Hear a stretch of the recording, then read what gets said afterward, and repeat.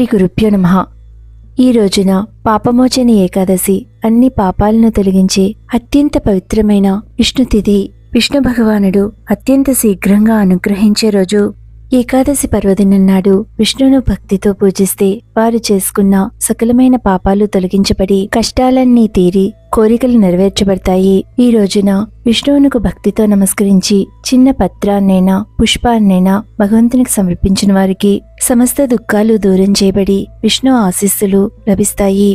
విష్ణువును స్మరించి ఉపవాసం ఉండడము, వ్రతమాచరించడము, హరినామాన్ని కీర్తించడము, ఏకాదశి రోజుకు సంబంధించిన పురాణ కథను శ్రవణం చేయడము ఏది చేసినా అనంతమైన ఫలితం లభిస్తుంది.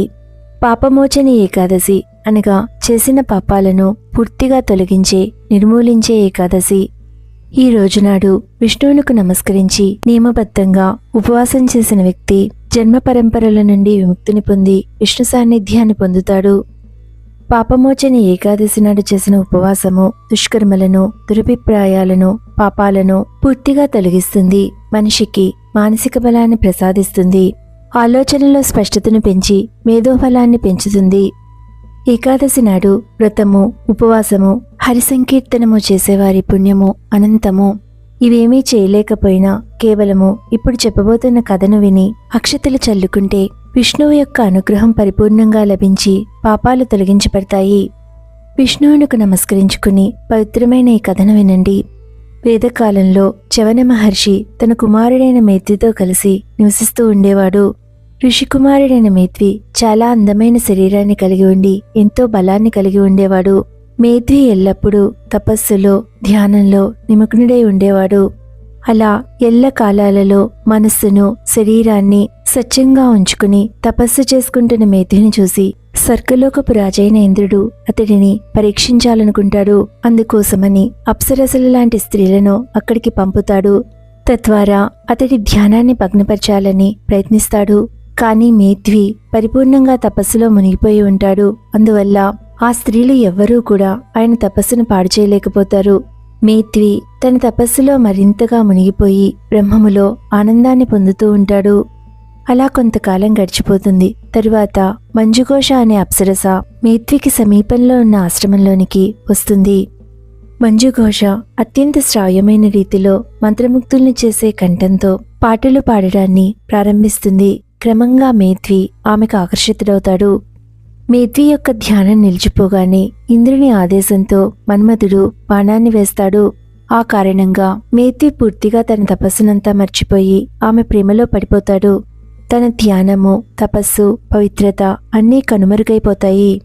ఆమెను ప్రేమిస్తూ అలా సంవత్సరాల పాటు కాలం గడిచిపోతూ ఉండగా అలా ఉండిపోతాడు. చాలా సంవత్సరాలు గడిచిపోయిన తరువాత మంజుఘోష అతనితో చాలా సమయం గడిచిపోయిందని, తాను వెళ్లవలసిన సమయం వచ్చిందని చెబుతుంది. ఆమె మాటలు విన్న మేత్వికి చాలా కోపం వస్తుంది.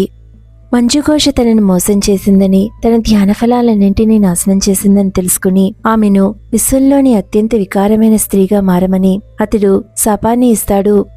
ఒక స్త్రీని వెంబడించి తన తపస్సునంతా వృధా చేసుకున్నందుకు ఎంతో బాధపడి తండ్రి అయిన ఋషి చవనుని వద్దకు వెళ్లి క్షమాపణలు చెబుతాడు.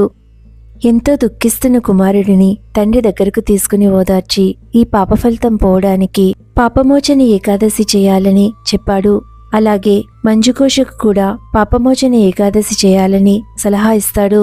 వారిద్దరూ పాపమోచని ఏకాదశి వ్రతాన్ని ఆచరించడం వల్ల ఫలితంగా విష్ణుదయ వల్ల వారిద్దరూ తాము చేసిన పాపాల నుండి శుద్ధిని పొందుతారు. ఈ కథ విని అక్షతలు వేసుకున్న వారికి అనంతమైన పుణ్యం లభిస్తుంది. వారు చేసిన పాపాలన్నీ తొలగిపోతాయి.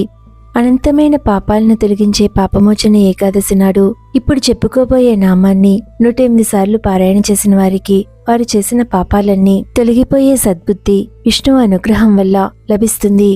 ఎటువంటి పాపాన్నైనా దహించేటటువంటి విష్ణువు యొక్క అత్యంత శక్తివంతమైన నామము ఓం నమో నారాయణాయ అష్టాక్షరీ మహామంత్రాన్ని ఈ రోజున కనీసము 108 సార్లు పఠించిన వారికి ఎటువంటి పాపమైనా తొలగిపోతుంది.